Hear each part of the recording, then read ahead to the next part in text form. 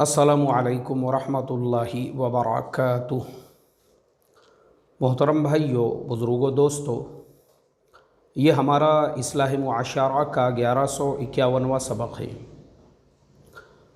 मोहतरम दोस्तों, चाइना और इंडिया दोनों के दरमियान में एक नया जो अभी टेंशन क्रिएट हुआ है, तो पूरी दुनिया उसकी वजह से परेशान है कि कहीं दोनों मुल्कों के बीच में एक जंग ना शुरू हो जाए। तो आज जो है हम आपको बताएंगे ये प्रॉब्लम क्यों शुरू हुआ है और इस प्रॉब्लम के अंदर हक़ पर कौन है। सबसे पहले हम शुरुआत करते हैं गलवान वैली से। गलवान जो वैली है, जिस वैली की वजह से ये सारा प्रॉब्लम्स शुरू हुआ है, वो गलवान वैली कहाँ पर है और वो गलवान वैली जो है किसकी ज़मीन में आती है। सबसे पहले शुरुआत हम यहाँ से करते हैं।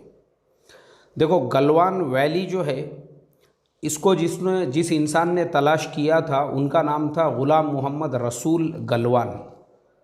ग़ुलाम मोहम्मद रसूल गलवान जो है वो लद्दाख के रहने वाले थे और उनका जो काम था, जो लोग भी वहाँ पे सयाह आते थे, मुसाफिर आते थे, तो ग़ुलाम मोहम्मद रसूल वो सयाहों को वो इलाका घुमाया करते थे।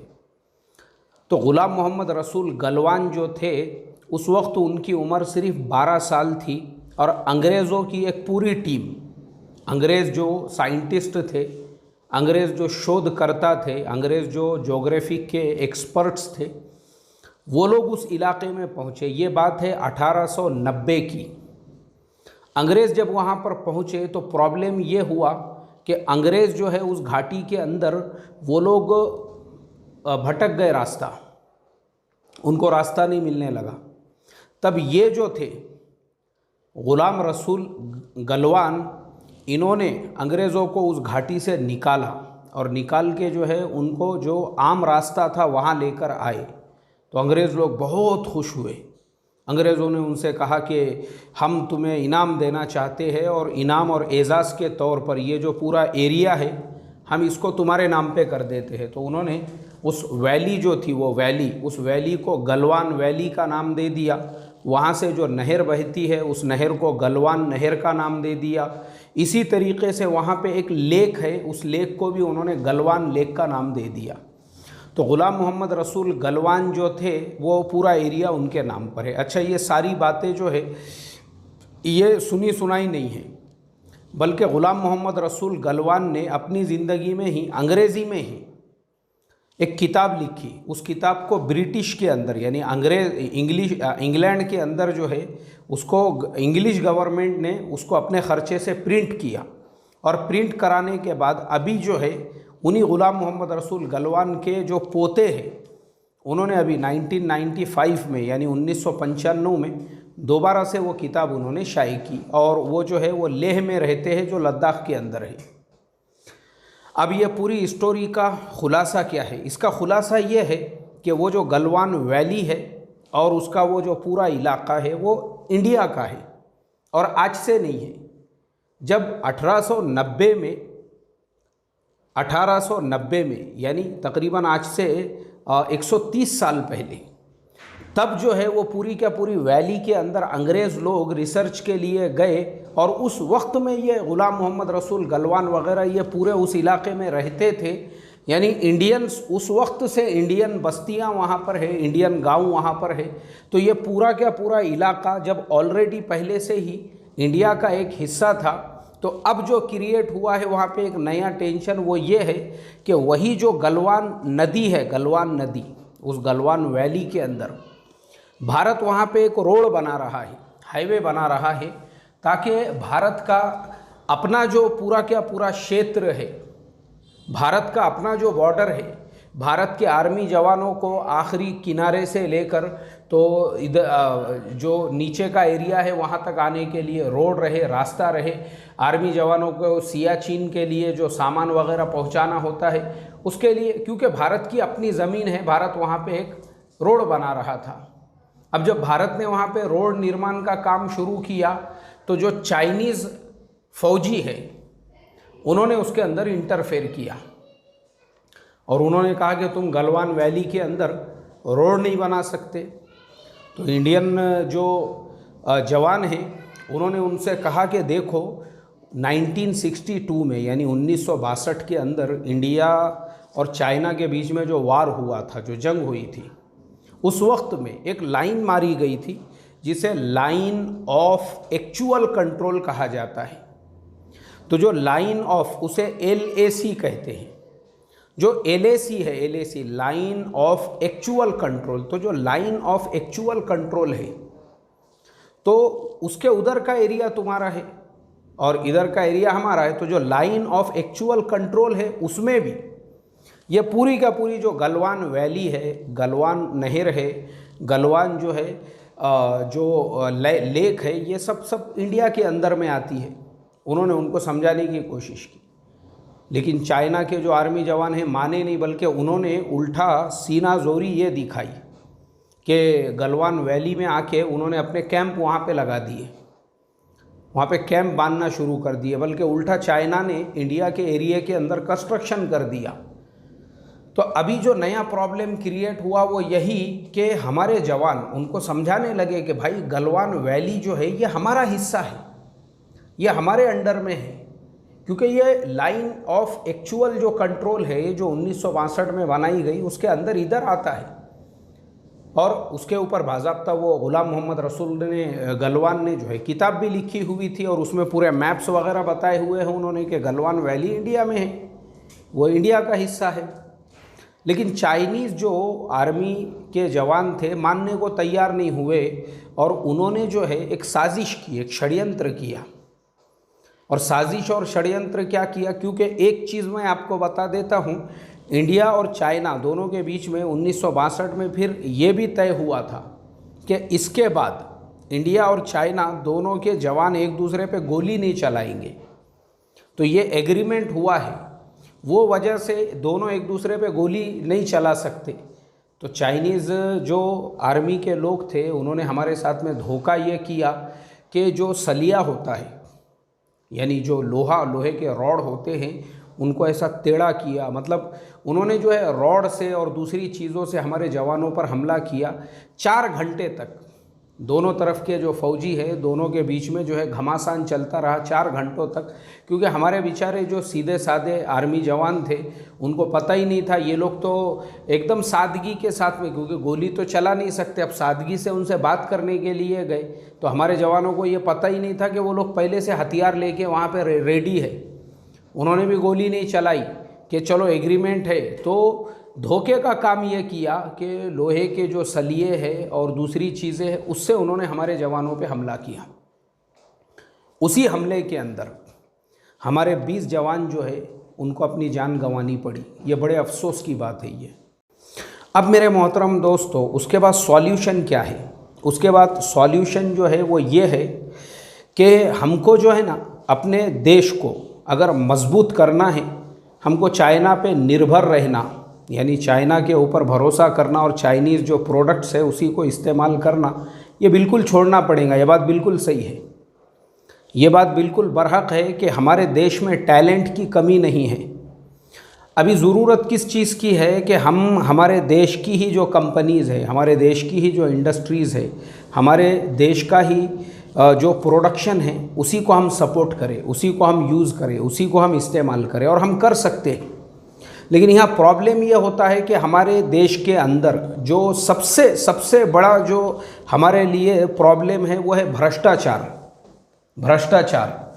तो हमारे देश के भ्रष्टाचार ने असल में हमारी कमर तोड़ दी हुई है। वरना ऐसा नहीं है कि हमारे देश के अंदर प्रोडक्शन नहीं होता है, या हमारे देश के अंदर वो लेवल की कंपनियां नहीं हैं, या हमारे देश के अंदर वो लेवल के कारखाने नहीं हैं। बिल्कुल इंडियन प्रोडक्ट्स आपको वैसा मिलेगा। अभी जैसे मिसाल के तौर पे अगर हम 4 व्हीलर से शुरुआत करें, भारत के अंदर पहले नंबर पर टाटा मोटर्स है, उसके बाद में महिंद्रा एंड महिंद्रा है, अशोक लीलैंड है, और भी भारत के अंदर बहुत सारी जो है कंपनियां हैं जो 4 व्हीलर 2 व्हीलर और बड़े बड़े जो यानी यहाँ तक कि JCB भी भारत जो है ख़ुद अपने देश में बनाता है। तो जब हमारे अंदर इतनी ताकत है, हमारे पास ऐसी बड़ी बड़ी कंपनियां हैं, हमको ज़रूरत ही नहीं है चाइनीज़ प्रोडक्ट इस्तेमाल करने की। उसके अलावा जो मशीनरीज़ है उसके लिए हमको जो चीज़ें लगती है, बड़ी बड़ी कंपनियां हैं हमारे पास में। लेकिन हमारे पास प्रॉब्लम, मैं वही बताना चाह रहा हूँ कि हमारे देश में अगर कोई आदमी एक कंपनी डालना चाहता है, उसके लिए बहुत सारे प्रॉब्लम्स है। अगर फिर वो कंपनी डाल देता है और कंपनी में प्रोडक्शन शुरू होता है, उसके बाद फिर बहुत सारे प्रॉब्लम्स है। कहीं पे बिजली का प्रॉब्लम है, कहीं रोड रास्ते सही नहीं है, कहीं पे जो लोकल अथॉरिटीज़ है वो बार बार वहाँ आके जो है क्या कर रहे हैं या क्या बन रहा है, इस तरीके से जो परेशान करना है। फिर दूसरी चीज़ जो लैंड का जो प्रॉब्लम है, हमारे यहाँ पे मत बनाओ, दूसरे स्टेट में चले जाओ। तो ये सब प्रॉब्लम्स की वजह से हमारे देश की बहुत सारी कंपनियाँ वो चाइना चली गई। अब हमको उसको लाना पड़ेगा। और दूसरा प्रॉब्लम हमारे देश में ये भी है, जो गवर्नमेंट की कंपनीज़ है। अभी जैसे मिसाल के तौर पे मैं आपको एक ही मिसाल देता हूँ, जैसे भेल है, भेल यानी भारत हेवी इलेक्ट्रॉनिक लिमिटेड। ये वो कंपनी है जो इलेक्ट्रॉनिक में यूज़ होने वाले बड़े बड़े मशीनरीज़ को बनाती है। अगर आप इसकी बैलेंस शीट जाकर चेक करोगे, बैलेंस शीट मतलब इसका पूरा हिसाब किताब जाकर चेक करोगे तो आपको मिलेगा ये कंपनी इतनी मजबूत है। 35,000 से ज़्यादा इस कंपनी के अंदर इंजीनियर्स हैं, इंजीनियर्स जो काम करते हैं भारत हेवी इलेक्ट्रॉनिक लिमिटेड्स में। लेकिन अफसोस की बात यह है, मैंने अभी उसकी बैलेंस शीट चेक किया NSE की वेबसाइट पे जाकर, तो मैंने देखा उसका जो टोटल कैपिटल है वो तकरीबन 8,000 करोड़ के करीब है। पूरा टोटल जो भारत हेवी इलेक्ट्रॉनिक लिमिटेड का कैपिटल है वो सिर्फ है 8,000 करोड़ का। लेकिन कंपनी ने जो प्रोडक्शन किया और गवर्नमेंट के जो अदर स्टेट्स हैं उनके ऊपर जो उसका कर्जा है वो तकरीबन है 35,000 करोड़ का। 35,000 करोड़ मतलब जो 8,000 करोड़ कंपनी का टोटल वैल्यू है, टोटल कंपनी का जो है मार्केट कैपिटल है, उससे 3 गुना ज़्यादा। अब आप खुद सोचो, उससे 3 गुना ज़्यादा 35,000 करोड़ जो देश के दूसरे स्टेट्स है, उन्होंने प्रोडक्शन तो भारत हेवी इलेक्ट्रॉनिक लिमिटेड से करा के ले लिए, पेमेंट ही नहीं की है उसको। तो अब मुझे आप बताओ, जब पेमेंट नहीं करेंगे तो कंपनी चलेंगी कहाँ से? जबकि कंपनी जो है बड़े बड़े आपको इलेक्ट्रॉनिक के औजार बना के दे रही है। तो हमारे देश में ये प्रॉब्लम है। तो मैं हमारी गवर्नमेंट से यही रिक्वेस्ट करूँगा, यही दरख्वास्त करूँगा कि हमारे देश में टैलेंट की कमी नहीं है। हमारे देश के अंदर ऐसे ऐसे टैलेंटेड इंजीनियर्स हैं। आप सोचो, आज गूगल को जिसने संभाला हुआ है सुंदर पिचाई, वो एक भारतीय है। पेप्सी कंपनी जिसने संभाला हुआ है वो एक भारतीय है। माइक्रोसॉफ्ट जिसने संभाला हुआ है, जो उसका CEO है वो एक भारतीय है, एक इंडियन है। लेकिन हमारे देश में देशवासियों की ही कदर नहीं है, टैलेंट की कदर नहीं है हमारे पास में। तो सबसे पहले हमको इस भ्रष्टाचार को ख़त्म करना पड़ेगा। और मैं समझता हूँ अगर ये सब चीज़ों पे हमने काबू पा लिया ना, चाइना क्या चीज़ है हमारे सामने, आप बताओ मुझे। चाइना कोई चीज़ नहीं है। इंडिया के अंदर वो ताकत है क्या? हमारे पास में मेन पावर नहीं है। चाइना के बराबर हमारा पॉपुलेशन है, हमारे पास में भी उतना मेन पावर है। अब आप सोचो, हमारे देश में बिहार से, यूपी से, झारखंड से, बिहार से लोगों को मेहनत मजदूरी के लिए दिल्ली, हरियाणा, नोएडा, फरीदाबाद, मुंबई, पुणे और दूसरे जो गुजरात, सूरत, अहमदाबाद, इधर क्यों आना पड़ता है? आप मुझे बताइए ना। हमारे यहाँ मेन पावर नहीं है। अगर उन्हीं स्टेट्स के अंदर ऐसी इंडस्ट्रीज़ लगाई जाए, आप बताइए मुझे। देश के अंदर टैलेंट की कमी नहीं है, मेहनत की कमी नहीं है। एक भारतीय जितनी मेहनत करता है, आपको पता है आज भी जो है दुनिया के कई मुल्कों के अंदर जो रिक्वायरमेंट होती है वो लोग प्रीफर देते हैं इंडियंस को। क्यों देते हैं? इसलिए देते हैं क्योंकि इंडियंस के अंदर सबसे बड़ी जो चीज़ होती है वो एक तो ईमानदारी और दूसरे मेहनत करने का जज्बा। तो मैं यही रिक्वेस्ट और दरख्वास्त करूँगा, चाइना को धूल चटाना ये हमारे लिए बड़ी बात नहीं है। हमारे लिए सिर्फ चाइना की जो इकोनॉमिकल कमर है वो तोड़ना पड़ेगी, और वो तोड़ने के लिए चाइनीज़ प्रोडक्शन का बाइकॉट करके हम अपना प्रोडक्शन मार्केट में लाए, और हमारा प्रोडक्शन लाने के लिए हम अपनी कंपनियों को सपोर्ट करें, अपने यहाँ के लोकल जो व्यापारी बिजनेसमैन हैं उन लोगों को हम सपोर्ट करें, और गवर्नमेंट जो है ना ये भ्रष्टाचार को ख़त्म करे। भ्रष्टाचार, बस ये अगर गवर्नमेंट ने इससे पे काबू पा लिया कि 8,000 करोड़ जो है कंपनी का टोटल कैपिटल है, इतनी बड़ी कंपनी है, और 35,000 करोड़ स्टेट गवर्नमेंटों पे कब्जा है, जिन्होंने कर्जा है, जिन्होंने अभी तक वापस ही नहीं करे, तो कंपनी कहाँ से चलेगी। तो इसके लिए मैं रिक्वेस्ट करूँगा हमारी गवर्नमेंट से, और ऐसे हालात के अंदर एक भारतीय होने के नाते से हम तमाम देशवासियों की जिम्मेदारी बनती है, हम हमारे देश के साथ, हमारी आर्मी के साथ में हम खड़े रहे, चाहे हमको तन मन धन किसी भी लाइन से कुर्बानी देने की ज़रूरत पड़ती है, हम अपने देश के लिए कभी भी देने को तैयार है। जय हिंद। अस्सलामु अलैकुम वरहमतुल्लाहि वबरकातुहू।